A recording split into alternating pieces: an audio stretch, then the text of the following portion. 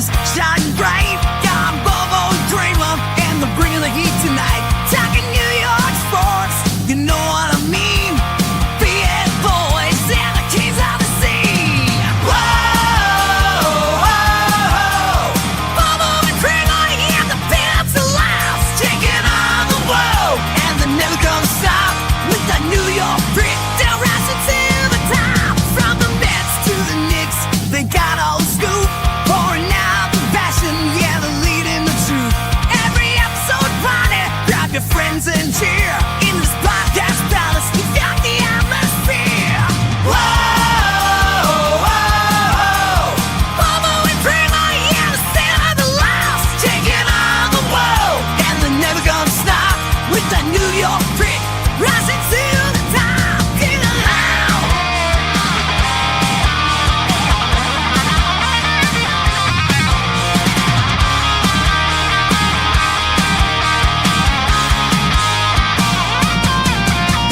Tune in, turn it up, feel electric sound. With every single word, you never done frown. From the Midline Giants to the Madison Square, Bobo and Cramer, yeah, this man been getting it out.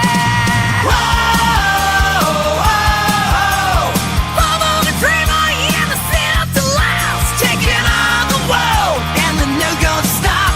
With that New York grit, they're rising to the top. Get alive. Yeah, the best in the house is where the legends play. Bobo and Cramer, leading the way. Breaking plastic slides, shout it out loud. In the best in the house, we're rocking the town. In the best in the house, we're rocking the town. In the best in the house, we're rocking the town. In the best in the house, we're rocking the town. And that's right, everybody. Welcome back once again to another edition of the Best Seat in the House podcast. As always, I'm your host, Rob Kramer, joined by my co-host, the great Daniel Bobo Curlin.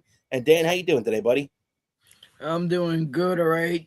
Bro, you know who else is upset about the way that game turned out last night? My mom. Yeah, it was definitely an ugly game for the Mets and an ugly series, as a matter of fact. Overall, Dan, they definitely have not been hitting too well. That's for sure. And it, all goes back to Juan Soto's injury, I think, for the most part. I think that's really impacting this lineup. But, Dan, you know what, though? We can dwell on the negatives all we want. I think we should actually start off with some positivity today. And one of the things that I really want to start off with is the Knicks game last night from Madison Square Garden against the Celtics. The Knicks beat the Celtics last night 112-106 at the Garden to pull within 2 games of the division against the Celtics. So the Knicks have won the season series and the tiebreakers against the Celtics at this point. The only unfortunate thing is that the Knicks would need the Celtics to drop, I believe it is, 2 of their final 3 games in order to get into this tiebreaker scenario. And also, the Knicks would have to win their final 2 games, the first being tonight and the final being against the Charlotte Hornets later this weekend. So, they still have a little bit of ways to go, but they put themselves in good position, Dan. And even though I do think that this season they let a big opportunity slip through their fingers, not being able to have this division closed down a month ago when you have the Celtics missing their best player for most of the season. But, shit happens, and at least they're in a position where they can have a shot at the division title over the last couple of games, Yeah, at least they have that. But yeah, that game, I just watched it. I watched it today because I was just tired after the Met game after I got home. But I watched it, and that was just a good win for the Knicks today. Yeah, definitely a really good win for the Knicks too. And one of the guys that you really have to give them credit for is Josh Hart, man. Josh Hart had an incredible game, 26 points, 5 of 7 from 3. It seemed like every time the Knicks needed a big shot to be made, it was Josh Hart knocking it down. Yeah, without a doubt. It felt like Josh Hart was figuring out that double dribble cheat that double dribble cheat. That automatic three. It's true. It's true, and hey, that's what they need out of a guy like Josh Hart, who scored 23 out of those 26 points in the second half. And you just got to give all the credit in the world to Josh Hart for getting it done. And that was a real awesome thing to see because I feel like especially early on this season, you just never felt like Josh Hart was playing in that same role that he played the last couple of years under the Tom Thibodeau system. Josh Hart was one of the most important pieces on that Thibodeau team over the last 2 to 3 years before Mike Brown took over this year. Not in just the amount of minutes that he played, which was absurd, but in the effect he had on the game. He was always one of the leading rebounders. He was getting double doubles every time he was put out there. And to see Josh Hart deliver like this, it really gives me hope going into the playoffs that his role is going to be expanded and he's going to, have a big part in any postseason success the Knicks have.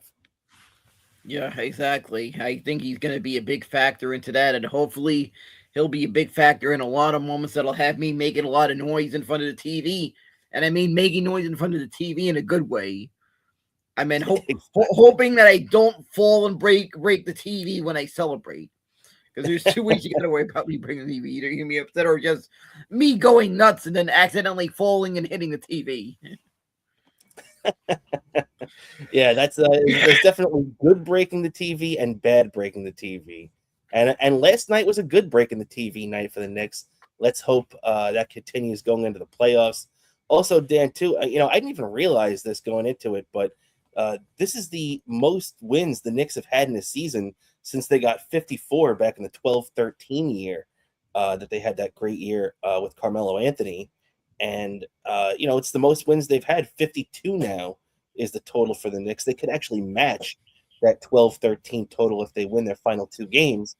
And, hey, this is what we expected. And it's funny, too, because even me and you have fallen into this where it really is what's the word? It's kind of just like really disappointing in a lot of ways what the Knicks have done this year in a lot of ways, just because I think our expectations were so high coming out of the Game 6 loss last year in the Eastern Conference Final, and I think a lot of people were expecting the Knicks to run away with things, especially winning the NBA Cup, which we all know doesn't mean anything, but I think it put a lot of expectations on this team. And then we saw the way this team struggled in January.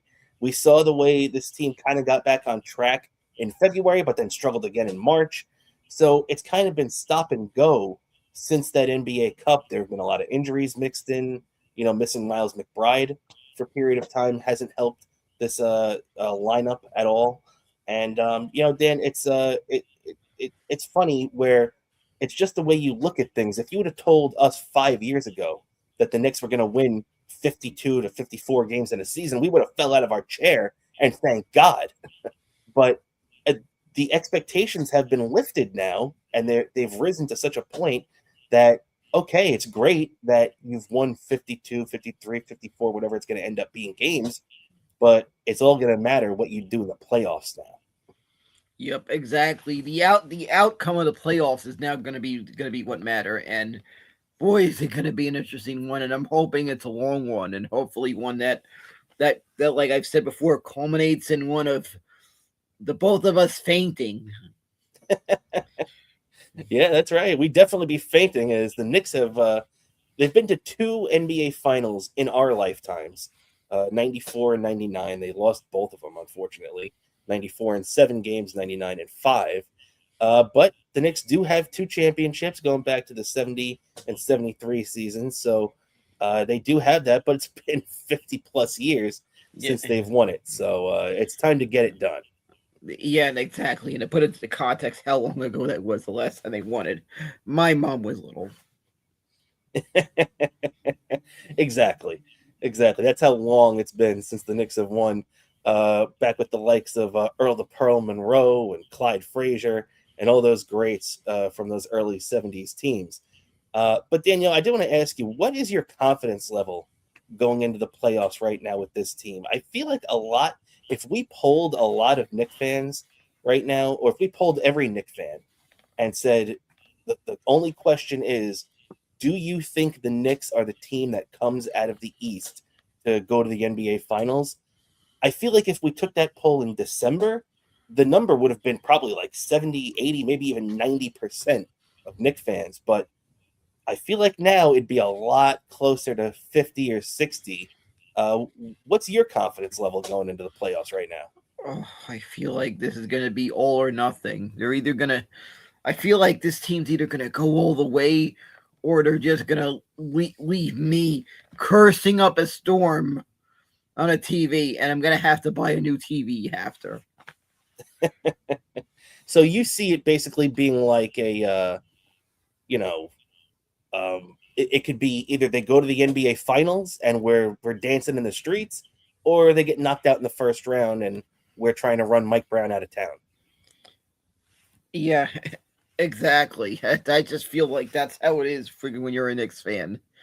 It's a lot of it's a lot of yelling, at the TV, and you gotta explain to some people that haven't lived in this town long enough to know.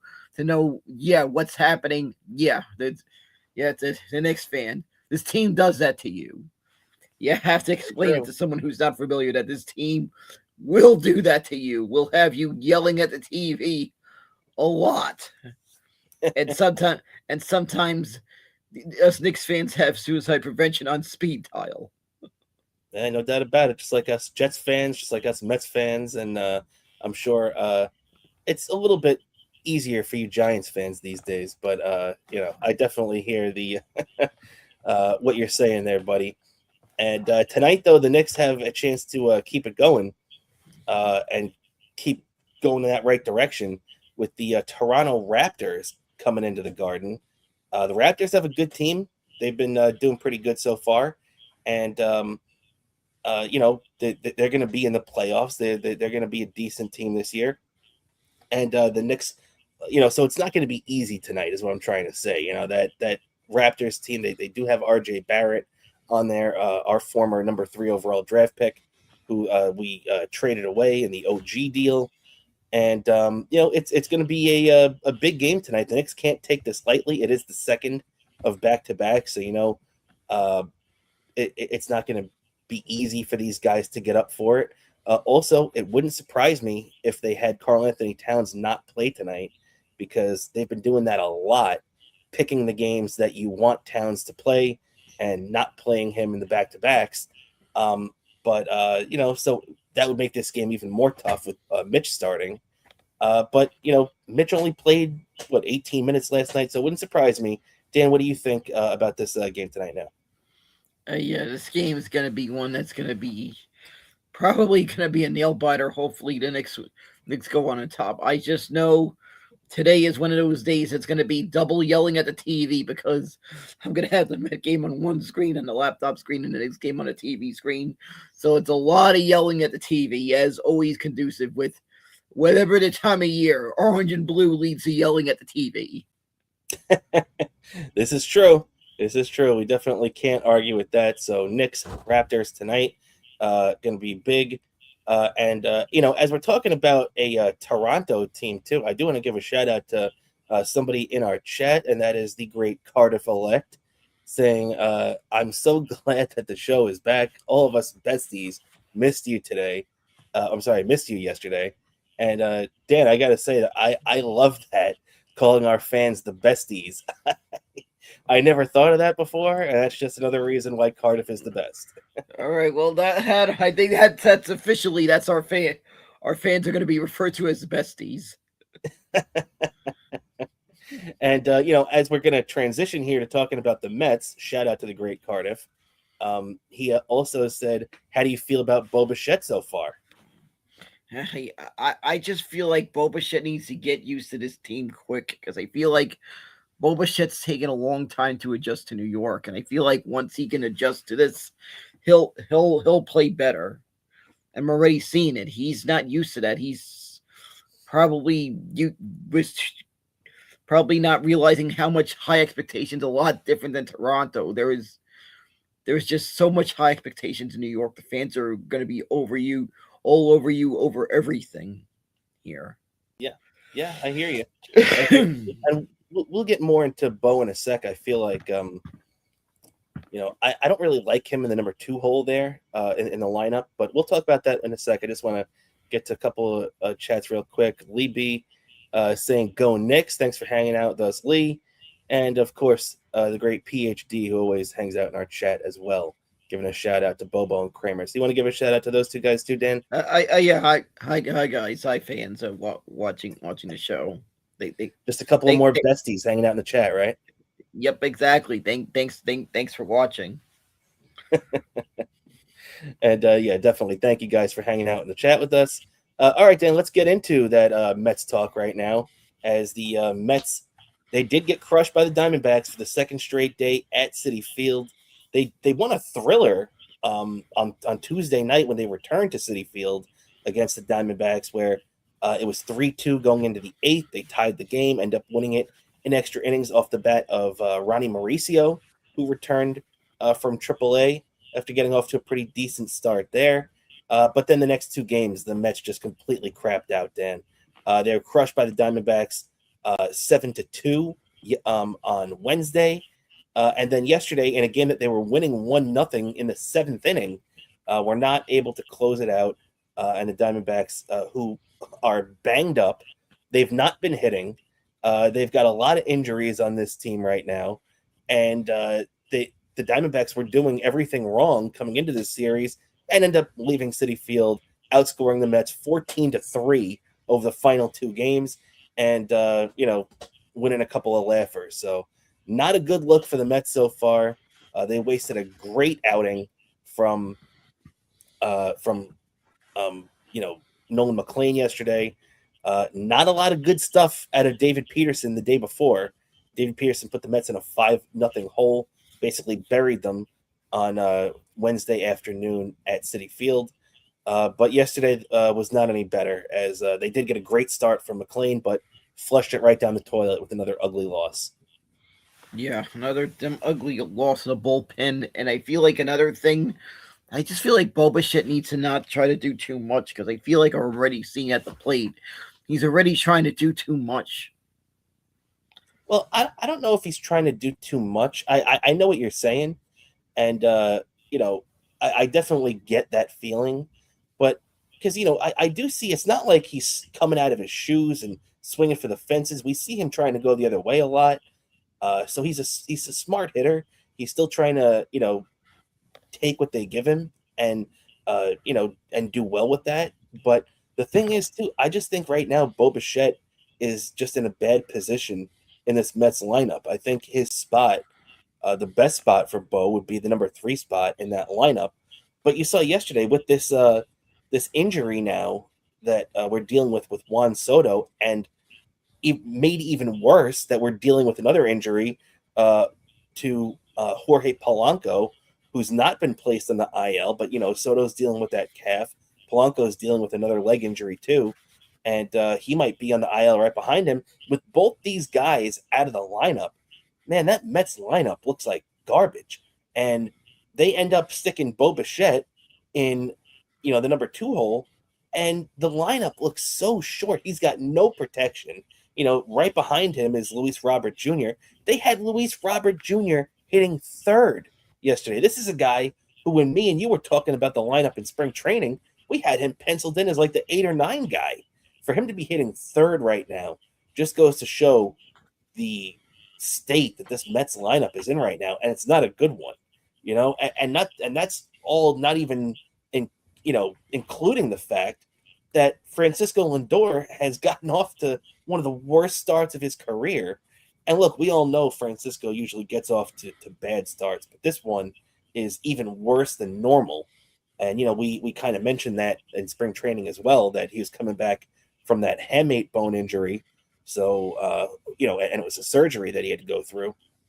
So who knows how Lindor is feeling right now, or if that's affecting him. But whatever it is, this guy has not driven in a run 13 games into the season. So to be honest, I understand the hand wringing about Bo Bichette because the guy's making $42 million a year. But I think Bo's going to be okay. Right now, I'm worried a little bit about Francisco, and he's got to snap out of it because if this continues until the end of April, the Mets could be in really bad shape by the time Juan Soto even comes back, you know? Yeah, this is getting me nervous, and I just hope Lindor just freaking gets a. I feel like he gets back up to speed because I feel like that injury just happened at the worst time that he's had to rush back. Yeah. Well, I mean, see, the And thing is, I don't think he rushed back. Um, I just I just think that they kind of didn't realize, or maybe they did factor it in and just say, hey, this is kind of like his spring training now, where he's going through the motions of getting himself back into playing shape. But this is something that we need to see a lot more out of Francisco Lindor, and he hasn't shown us much of it yet. And last week we were talking about the mental mistakes that he was making, where he cost the Mets a couple of outs in St. Louis when he wasn't really paying attention. He got picked off first base. He thought that it was the third out of an inning, and he had a chance for a double play. Did not make that play. So there was some head up your ass type plays that Francisco had. Now he really hasn't had many of those over the last week since then, but you know, and that's definitely a step in the right direction. But they need his bat to wake up. They need his bat to wake up desperately. And Dan, let me ask you your opinion on this too, because I understand why the Mets are keeping Lindor in that leadoff spot.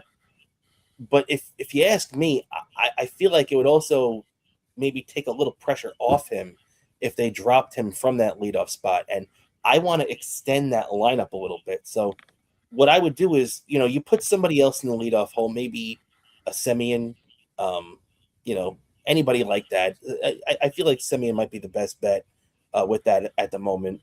But you stick him in the leadoff spot, and then maybe drop Lindor down to 2, put Bichette 3, and then you could stick Vientos 4. I feel like that would make the Mets lineup feel a little longer right now. Because right now, if you're looking at the lineup, especially the one they rolled out there yesterday, it's like, okay, once you get past Lindor 1 and Bo Bichette 2, who are you really scared of? I know we saw Luis Robert Jr. hit a bomb yesterday, but that, he's been productive offensively. I don't want to I don't want to downplay how well he's done offensively so far, but he's not a guy that should be hitting third. You know what I mean? You're not gonna. There really isn't a lot of fear in Luis Robert Jr. yet. If he goes back and hits 38 home runs like he did 3 or 4 years ago, that's a different story. But we're not there yet. And the Mets lineup is very, very pedestrian once you get past the number 2 hole without Juan Soto in this lineup. yeah, I just feel like it's everything I feared the worst when David Stearns did what he did. I just feel like this is just he messed with something that worked too well, and it's costing us. Damn it! Yeah. And it might be questioned, like, what the heck is Steve Cohen doing bringing in this GM? I thought we were supposed to be following the model of Dodgers' success, and we didn't. Yeah. Do you think the Dodgers would have let Pete Alonso walk in the offseason? Because I'll tell you this much. You know what would make the Met lineup look a lot better right now? If you had Pete Alonso hitting cleanup. You know what would make first base look a lot better than having a guy that's never played there, like a Vientos or a Beatty or a Polanco, who basically got hurt playing first base? You know what that would be, Dan? It's dependability.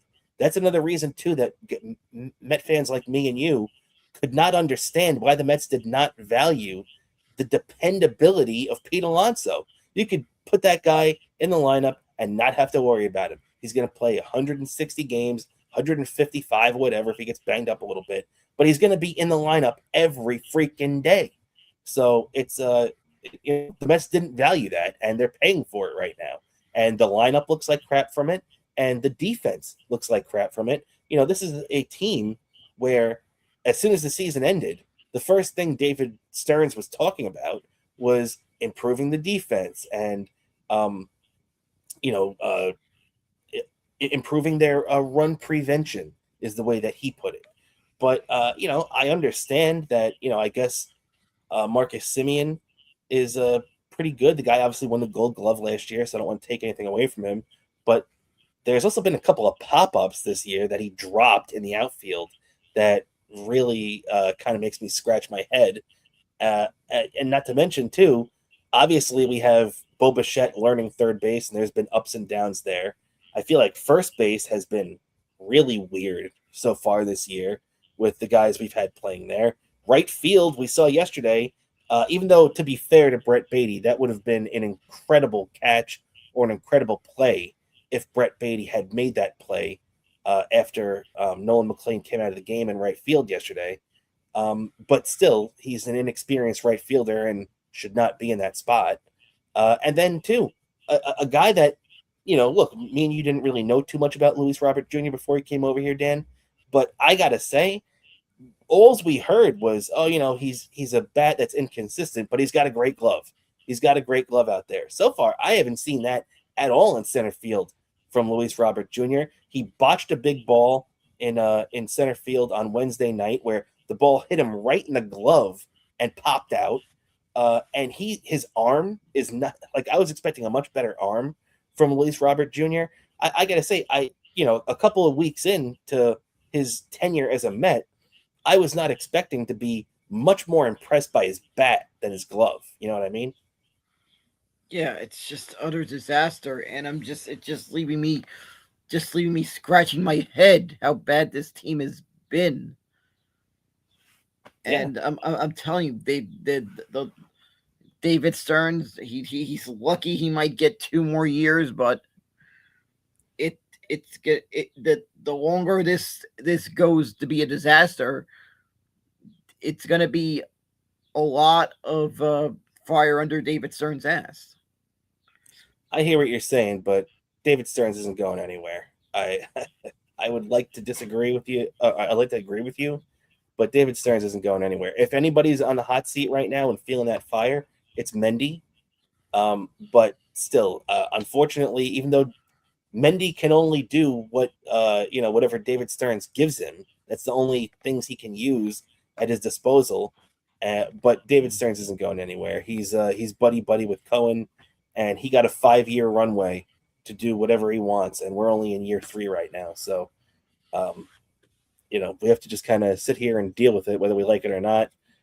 So the defense, which David Stearns proclaimed he was going to improve, has looked anything but that so far. Although, oddly enough, Dan, they were talking about it on SNY the other day. The Mets are actually one of the top teams. I forget if it was like 2 or 3 in defensive runs saved this year. And that just goes to show you what a bullshit stat that is. Because us Met fans who have watched these first 13 games can tell you this Met team is not good defensively. Yeah, it's a bullshit stat, and it just everything speaks for itself. What's going on, and it is just a disaster. And I'm kind of hoping I could survive another season of this, because I swear it's the last couple of games I'm just looking disgusted, and I've gotten to the point I just not only did I have to offer Jabu rum, I had to offer him weed. So I offered Jabu weed. Did he accept it? Yeah, he accepted, and hopefully no one grabs his weed. It's bad luck to steal Jabu's weed. That's true. It's bad juju to mess with Jabu's weed. So let's hope that helps out, because right now this is a series coming up. Well, the series in the rearview mirror right now against the Diamondbacks, that was ugly. And it's going to be even uglier if the Mets don't take care of business this weekend against the A's. And let's be fair, the Yankees didn't take care of business against them. But real quick, before we talk about this A's series, Dan, I did want to ask you this question. Carlos Mendoza has this way of managing the bullpen. And I don't know about you, but even down 4-1, look, the offense isn't looking too good in this cold weather and everything. And it really didn't surprise me that the Mets were struggling offensively with the lineup they put out there yesterday. But look, you still have to sit and know that you have a major league team. Look, the um, Arizona Diamondbacks offense has not been doing good at all this year, and look what they did to the Mets the last 2 days. If their manager had just sat there and said, "Well, I'm just not going to, put my team in the best position to win," then they wouldn't have won those games. Carlos Mendoza, what I'm getting at is he gives up on these games way too early. We see it every time. Oh, it's late in the game. The Mets are down by 1 run. Richard Lovelady is warming up in the bullpen. So you don't think your team can score 1 run with this guy who's a stiff warming up in the bullpen? How about yesterday, down 4-1? Luis Garcia was warming up in the bullpen. Now, look, is Luis Garcia the worst pitcher in the world? No. But does any Met fan have any confidence in Luis Garcia right now? Not at all. And what happened? The guy goes out there in a 4-1 game. Next thing you know, you blink, it's 7-1, game over. That's what pisses me off with this team. The Mets had a fully rested bullpen, and they went out there, and sure, Luke Weaver blew it. You know what I would have done, Dan? I would not have put in Luke Weaver in that spot, despite the fact I don't want to sit here and say that that I can't talk right now, that Luke Weaver has done bad. I'm not going to sit here and say that because he's been pretty good up until yesterday when he blew the game. However, what I would have done is put in Tobias Myers. This is a guy that can go deep in the game. He's nasty. He's got nasty stuff just like Nolan McLean. Maybe not as good as McLean, but he's nasty. I'd put him in there. I think he could have gotten out of that jam in the 7th. And I think that he probably could have just finished the game off, actually, at that point. Unless it's maybe 1-0 in the 9th and they want to bring in Devin Williams to get the save, that's a different story. But you also had the option to just let him finish that game. Obviously, Luke Weaver's not going to do that. So I don't understand that bullpen management, Dan. And also, too, real quick, I would have left in Nolan McLean in that spot in the 7th inning anyway. He's a ground ball pitcher. It's runners on first and second. He had been so dominant coming into that inning. To me, I wouldn't have even, at 100 pitches, these guys act like their arm's going to fall off at pitch 101. Let's not forget, Carlos Mendoza allowed Freddie Peralta to throw 101 pitches the other on Tuesday in 4 2/3 innings. He was at 100 pitches in the 7th inning. So I don't understand why Carlos Mendoza was so eager to pull, Nolan McLean out of this game. It made no sense to me. I would have left him in. Yeah, without a doubt, I would have let them in. That was just a complete disaster what happened, and it just freaking cost us the game, and I knew just how much of a disaster it'd be the moment Dick Lovelady got brought in. Yeah, and now look, I don't want to sit here and crap on Dick Lovelady because he actually came in and got a couple of guys out. It was really, Luke Weaver and Luis Garcia that sunk this game for us. But as soon as you see Dick Lovelady warming up in the pen, the game's over. It's like waving the white flag. And I don't understand that.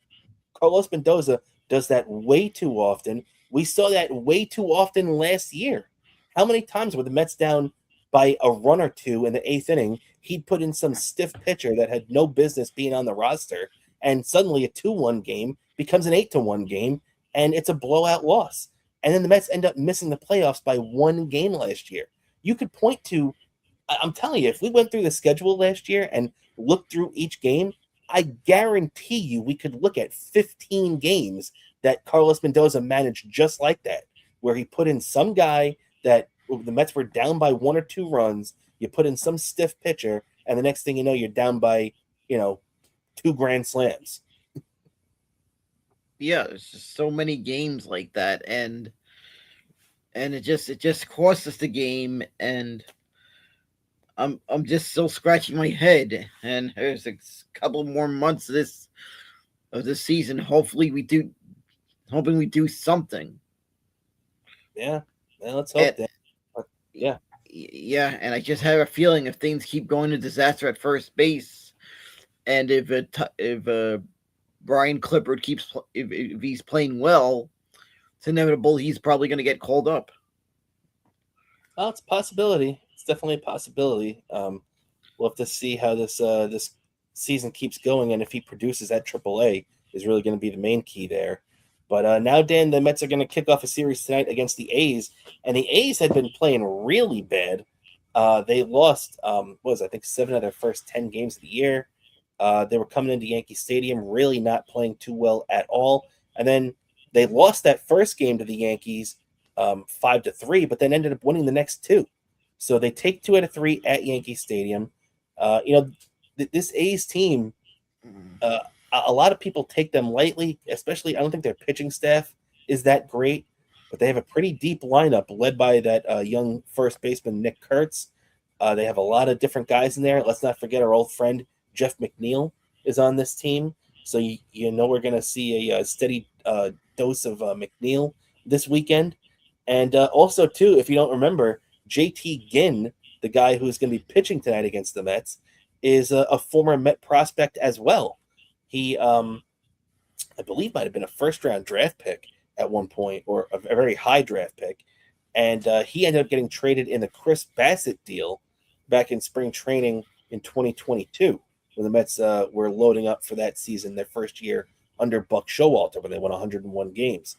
So, JT Ginn coming back to Citi Field tonight to face his former team that drafted him. And Clay Holmes is going to be going tonight for the Mets, coming off his brilliant outing last time out, 7 shutout innings. He's 2-0 with a 1.42 ERA going against Ginn, who has no decisions yet, and a ERA over 5. So you'd think that it's in the Mets' favor right now, but with the way the Mets are hitting, and the way this lineup has gone, wouldn't surprise me one bit to see this be a very close game late tonight. Yeah, I just feel like the Mets need to not take their opponents lightly. I mean, yeah, this is a team that it's not really a great team, but at the same time, really an opponent you can't take lightly. I mean, you can't take this team lightly. They just took 2 out of 3 from the Yankees at Yankee Stadium. If you take this team lightly, Carlos Mendoza should be fired, and everybody on this team should be released. This team is a major league team that has some real talent on it, including like the guy I just mentioned earlier, Nick Kurtz, who for some reason they have leading off in that lineup. I don't understand that, but they have a pretty good lineup for a team that's not that great. And right now, by beating the Yankees the last 2, they're 5-7. So are they an awesome team right now? No. But are they the worst team in baseball? Absolutely not. So the Mets can't sit here and act like they're so above the A's, because guess what, guys? Especially without, Juan Soto in the lineup, especially without Jorge Polanco being able to play every day at this point right now, the Mets are not on much higher ground than the Oakland or Sacramento or Las Vegas, whatever the hell you want to call them, A's. So the Mets really have to go out there and take care of business against this team. Yeah, without a doubt, they need to go out there, take care of business, get these wins, and I'll be watching, and hopefully they manage to get the job done, because right now this Mets team feels too much parallels to the movie Major League. That's true, and right about now would be the time when the grounds crew would be working on the field, and all you see is the the translation on the bottom of the screen that says "they stink." Yep, exactly. I think you saw the meme I posted last night. I did see you posted that, true, but and it's very, very accurate, no doubt about that, Dan. So, so this team does have to get back on track, and losing that series, you can't lose a series. The Diamondbacks are not a good team, especially they don't have their best pitcher back right now. He's still hurt. They're banged up offensively. Their Carlos Santana has been out.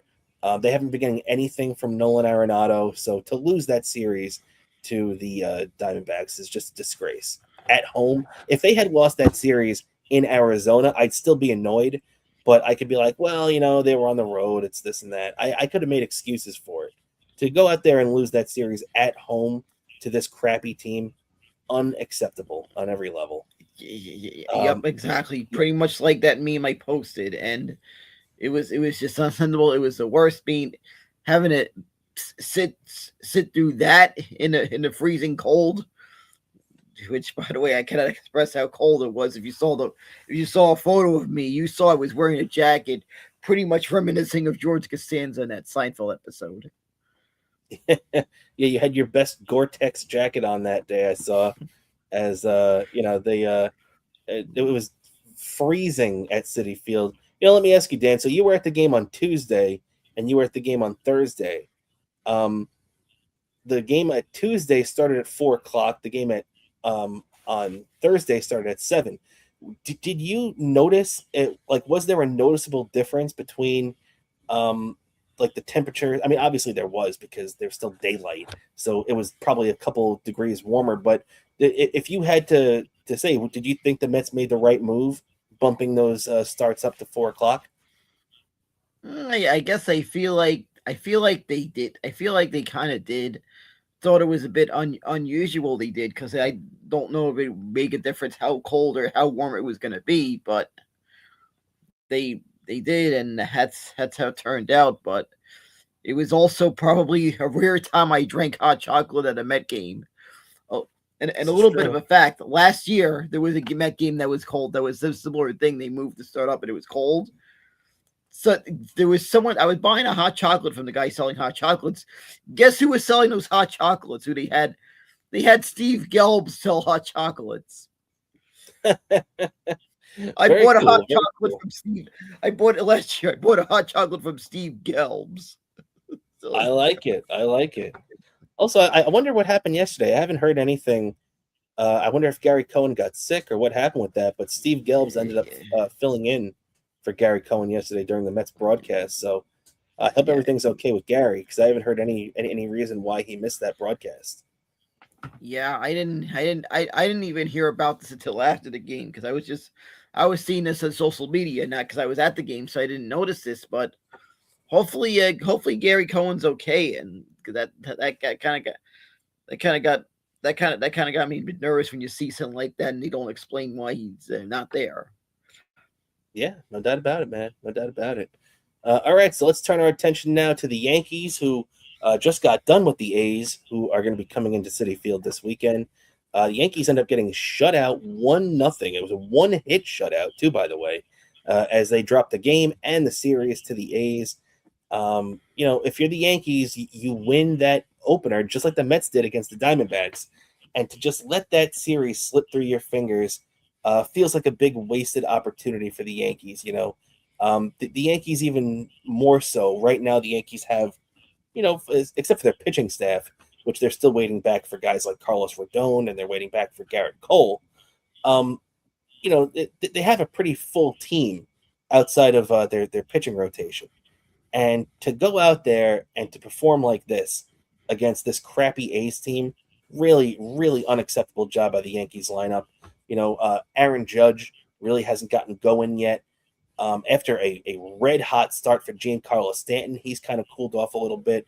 So the Yankee lineup has gone cold, and that's a big reason why they end up losing the series to the A's. Yeah, this was just it was a disaster of a game for the Yankees, and they didn't take their opponent too seriously like they should have. Yeah, yeah, you're absolutely right, Dan. As one other thing too that I was looking at was that you know, um, Caballero, um, who's their shortstop right now, or who played shortstop for them yesterday. There's 7, 8, 9 guys in this lineup. It was Caballero, Trent Grisham, and Ryan McMahon. Now, Caballero was a trade deadline acquisition that wasn't supposed to really play that much. He was just supposed to add some versatility and speed to this team. So him hitting 135 right now sucks for the Yankees, but it's not the worst thing in the world, because they weren't really relying on him that much. When you look at the other guys like Trent Grisham, Yankees went out and gave Trent Grisham $25 million to be their center fielder after the pretty good year he had last year for them, the best year of his major league career. A lot of Yankee fans were really pissed off at Brian Cashman for giving that kind of money to Trent Grisham because the guy's only had one good year. So that seemed like a mistake. And right now, he's not off to a very good start. He's hitting 162 a couple of weeks into the season here, and not providing much for the Yankees at all. The other thing, too, is their number 9 batter, who this is a guy that he should be higher in the lineup than 9. He should be a guy that the Yankees are relying a lot more on, is Ryan McMahon. And Ryan McMahon is hitting .069. He has been just absolutely giving the Yankees nothing. And this was a guy that, obviously I think a big part of what the Yankees wanted in him was the defensive reliability that he was going to add to third base. And he's been good defensively. But you've got to provide something with your bat. And he has been the definition of the term net negative so far this year, offensively at least. Yeah, without a doubt, he's turning out to be a disaster, and it's really hitting rock bottom for the Yankees, and they gotta find a way to snap out of it quick, because if they keep going through long stretches of this, those long losing streaks will bite you in the ass. Oh, no doubt about it. No doubt about it. We saw that with the Mets last year. And, how many times in the second half of the season did they go on a 5-game losing streak or a 6-game losing streak? And look, you end up missing the playoffs by a game. That cost you big time. Even the Yankees last year, the Yankees had that big losing streak to the that started off with the 4-game sweep at the hands of the Toronto Blue Jays that really started a very bad stretch for them for about the better part of a month in late June into July through the All-Star break. And look, the Yankees still ended up winning 94 games last year, but that couple of week span where they couldn't get their act together cost them the division. And look, the next thing you know, the Blue Jays are in Game 7 of the World Series, and the Yankees are sitting home twiddling their thumbs. So, these swings in the regular season don't seem like much during the moment, but they can really affect your season down the road. And, one guy I did want to give a lot of credit to for the Yankees, though, Dan, is Ben Rice. Ben Rice has been a guy that I never really liked Ben Rice as a player, but he has just continued to play really, really well for this team out of the gate. He had the only Yankee hit yesterday in the game, and he's actually reached base safely in all 9 games he's played so far. So Ben Rice has been such a big piece for the Yankees early on this season when they're not getting much contributions from Judge or a lot of the other guys that they need to rely on. So you got to give all the credit in the world to Ben Rice. Yeah, you got to give credit. He's getting a job done. He's just kind of flown under the radar and has been able to somehow find a way to exceed expectations. And sometimes that kind of happens to players, that they're able to fly under the radar. They're able to turn out pretty well. Yeah, and Ben Rice has been keeping it up right now.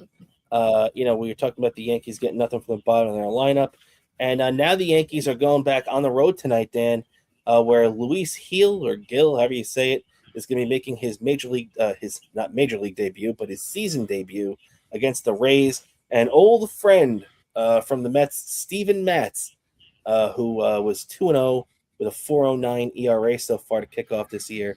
So he's been pretty good so far down in Tampa, and he'll be taking on a very tough Yankees lineup tonight at Tropicana Field, where the Rays have once again gone. They're no longer playing at Steinbrenner Field in Tampa because the hurricane that really damaged their stadium a couple of years ago.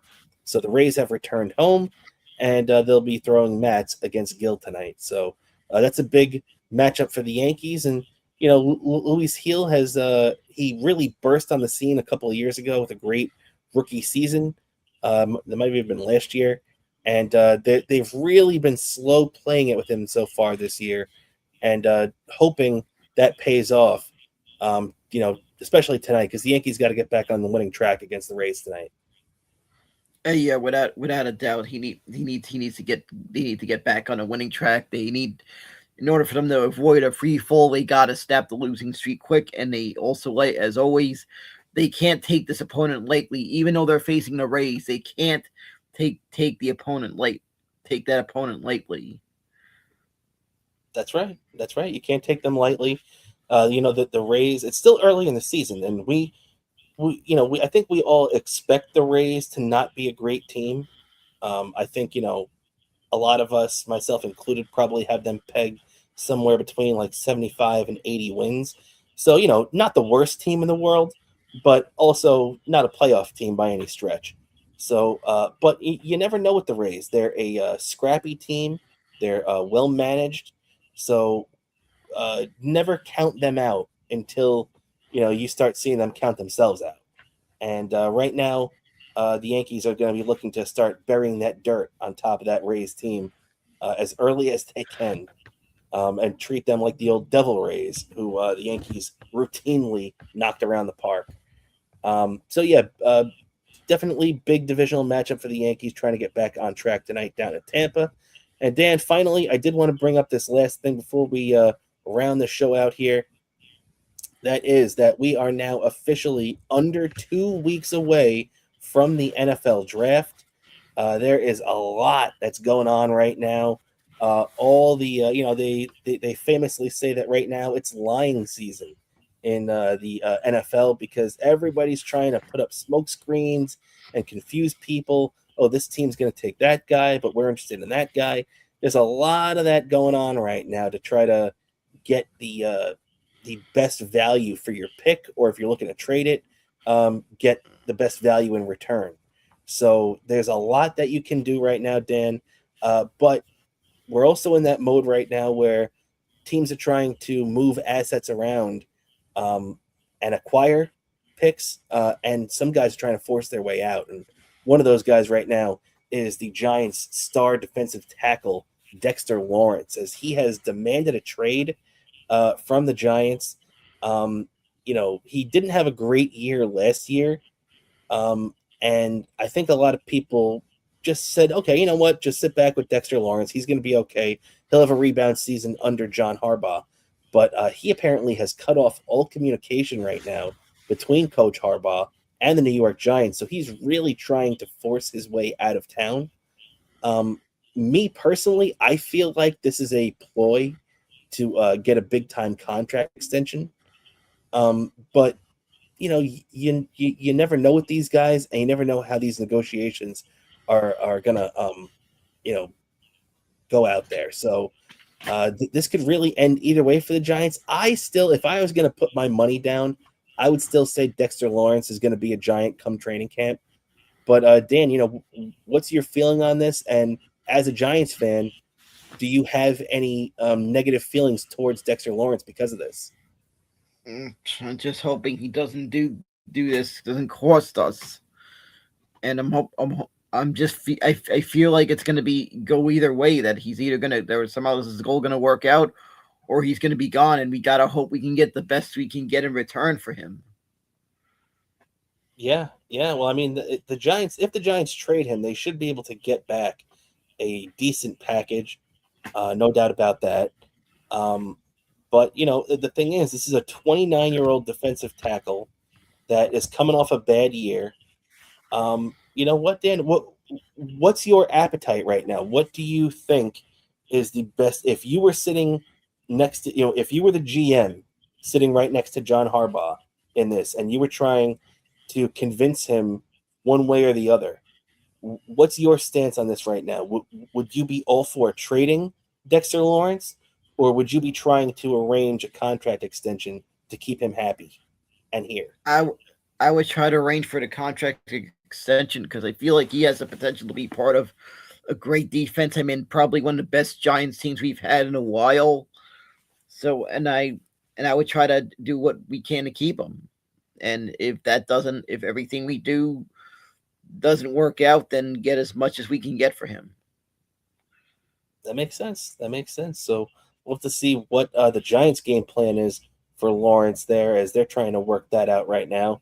I feel like that came out of nowhere, really. I was not expecting Dexter Lawrence to demand a trade, especially with the new. That to me though, Dan, that's a big red flag for a guy like Dexter Lawrence, who's been on the Giants for a few years. You know how bad this team has been, and he's seen the good of the Giants and he's seen the bad of the Giants. So what I don't like personally is that the Giants finally got something right. Everybody can bitch about so many things about the organization for the last 10 years, going all the way back to, Ben McAdoo and Eli Manning's final years here. So much has gone wrong in that decade, but the Giants finally got it right in hiring Harbaugh to come in here and build up this organization and really get them back into being a perennial contender. And when you see a guy that has been on this team, just completely want to tap out before it even begins, this would be like when the Jets had all that positivity a couple of years ago. There you go. Sorry about As that. Dan got mail on that. But No, this that would was be the text. I just had to either put way, silence on that it's because like you got mail. Either I way, know. The Jets, it would be like a couple of years ago when the Jets got Aaron Rodgers and they had all that positivity coming into the organization, and then Quinnen Williams or one of the other big guys on the team just said, hey, I want to be traded. That's a red flag to me. If you don't want to be a part of the solution, then you're part of the problem. And I feel like maybe Dexter Lawrence just revealed that he's part of the problem more than he is the solution. Yeah, without a doubt, it's like he's become part of the problem, and it might, for the best of the team, might have to jettison him and get what we can. And in this draft, I feel like this draft is going to be a lot of more defensive pieces are going to be probably going to be what we're going to be looking at in the draft. Yeah, I think you're right about that too.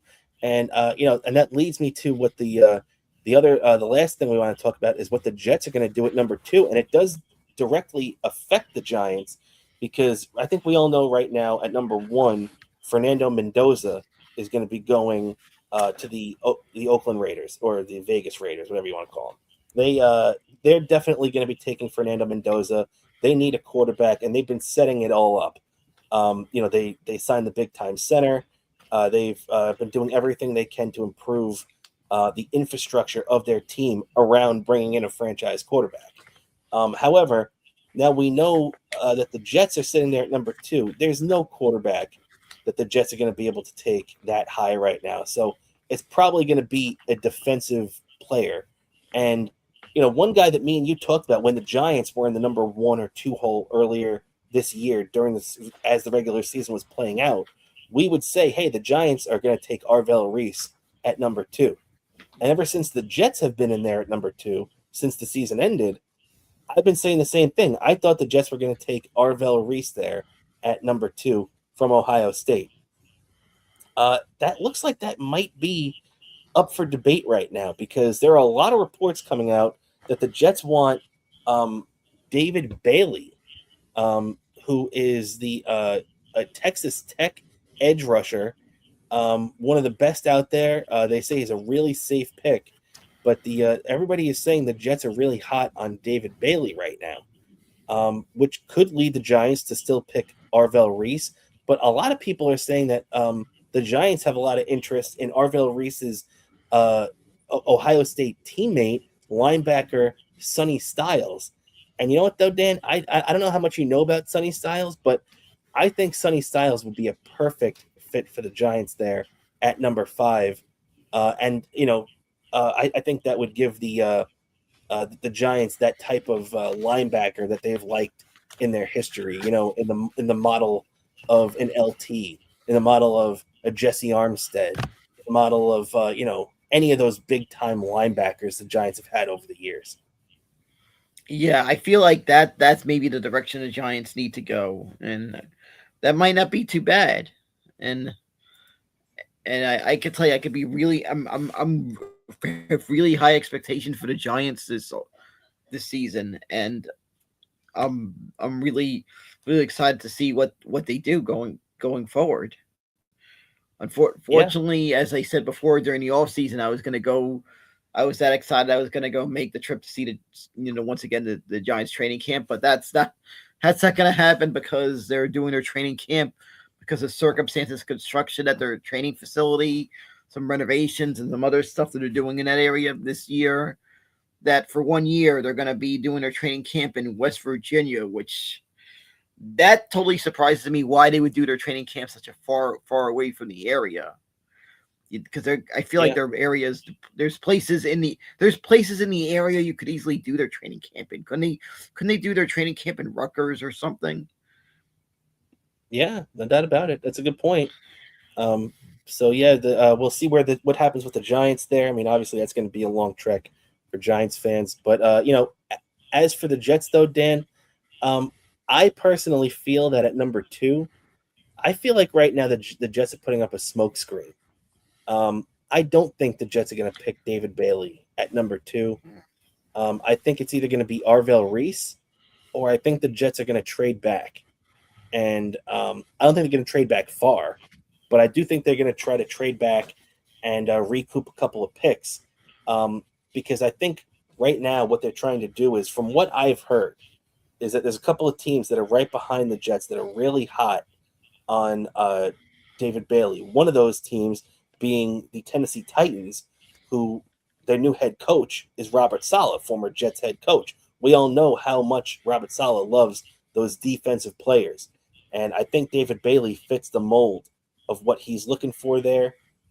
So I could see the Jets switching from a 2 to 4 and picking up some draft capital and still getting their guy Arvell Reese, because the team in the number 3 spot is the Arizona Cardinals, and it looks like they're probably going to be leaning towards one of the top offensive linemen in the draft right now. So it wouldn't surprise me if they ended up taking, like a Francis. I'm going to destroy his name, but Mauigoa from Miami. So wouldn't surprise me if they end up making that pick, and the Jets still get their guy at number 4 and get a couple of draft picks on top of that.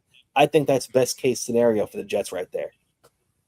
Yeah, that might be the best case scenario right there for the Jets. It's a lot of possibilities, even though it's not as much as what Jets fans were going to hope. Unfortunately, circumstances worked out that way, and unfortunately, the Giants were playing against during the last couple of games of the season, playing against a professional tanker.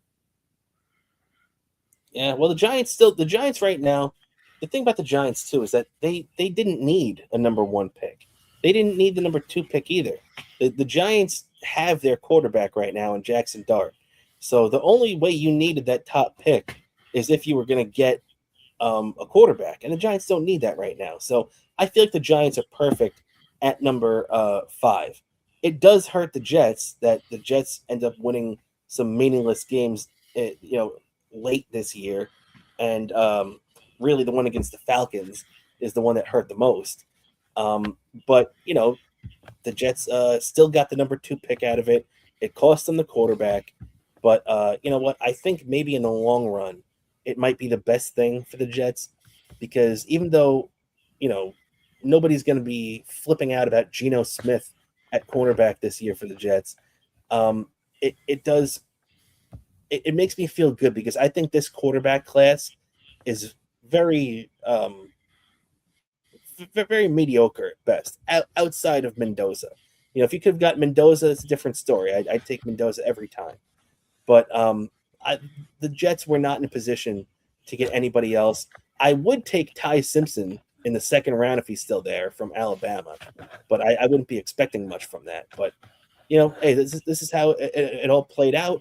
And the Jets, I think, next year with 3 first-round picks, in a draft that's supposed to have really good quarterbacks.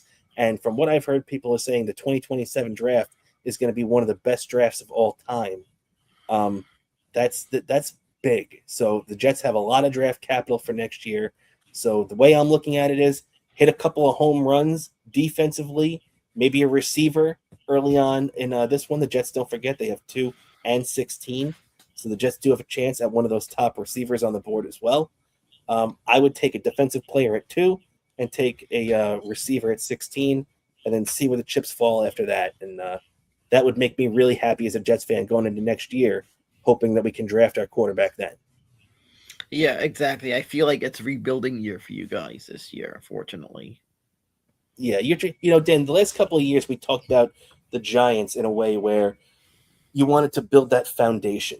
Me and you mentioned it time and time again that you just want to build the foundation. And I feel like last year, despite the fact that their season was so bad, they did build that foundation. You saw Scatterboo and you saw what the Giants had in him. You saw Jackson Dart and the flashes of brilliance from him. So I feel like the Giants did build that pedestal, and now you're going to have Harbaugh come in and clean it all up.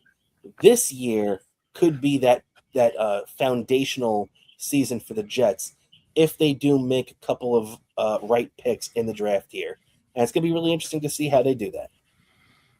Yeah, But, exactly. So there's still a lot to look forward to during this NFL draft.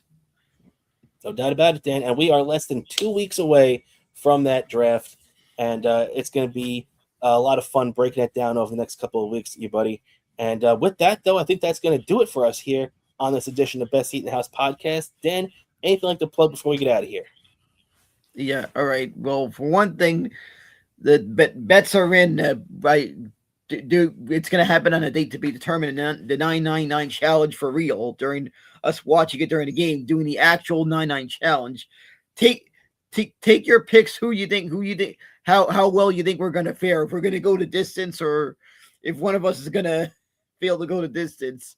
I'm eager to see your predictions on social media, but also follow me on X at Bobo103NYC, Instagram Bobo718DK. Don't forget to subscribe to our Patreon. It's less than the cost of a round trip on the subway, $5. Get access to early access to my YouTube stuff when they upload stuff. 8 days early access. Also, you get access to stuff like Trackside Minute, and more importantly, you support the show. That's right.